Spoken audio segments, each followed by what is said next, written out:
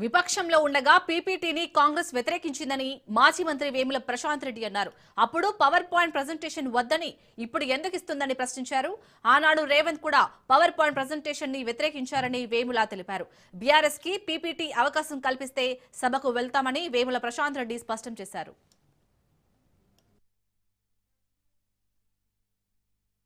రేపు రాబోయే సమాజానికి రాబోయే జనరేషన్ కూడా అది ఎప్పటికి కూడా అందుబాటులో ఉండాలి అన్న ఉద్దేశంతో ఆయన స్పీకర్ గారిని అనుమతి తీసుకొని పీపీటీ ఇవ్వడం జరిగింది రాష్ట్ర శాసనసభలో. అయితే ఆ సందర్భంలో ఇదే కాంగ్రెస్ శాసనసభ పక్షం వాళ్ళు ఆ రోజు స్పీకర్ గారికి లెటర్ రాయడం జరిగింది. మీ అందరికి గుర్తుండాలి, వీరు ఆ రోజు బైకాట్ చేసినారు, రాలేదు. ముఖ్యమంత్రి గారి పీపీటీ 2016లో శాసనసభలో వీళ్ళు శాసనసభలో బైకాట్ చేసినారు. ఆ పవర్ పాయింట్ ప్రెజెంటేషన్ కి వాళ్ళు రాలేదు. అయితే అప్పుడు వీళ్ళు స్పీకర్ గారికి రాసిన ఉత్తరం ఇది. ఇక తెలంగాణ కాంగ్రెస్ లెజిస్లేటివ్ పార్టీ మార్చి 30, 2016 ఆ రోజు కాంగ్రెస్ శాసనసభ పక్షం రాస్తూ దీంట్లో సంతకం పెట్టింది.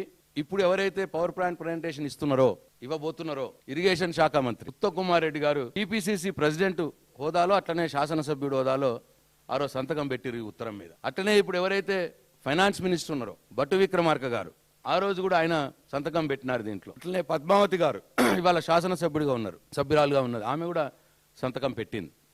అప్పుడు వాళ్ళు ఈ లెటర్లో వాళ్ళు ఏమన్నారంటే స్పీకర్ గారికి ఉద్దేశిస్తూ he would not be able to attend if the audio visual presentation is held in the assembly because it is against the standards and traditional parliamentary practice followed in the parliament or in any assembly in India. అంటే power point presentation అనేది parliamentary సాంప్రదాయాలకు విరుద్ధం.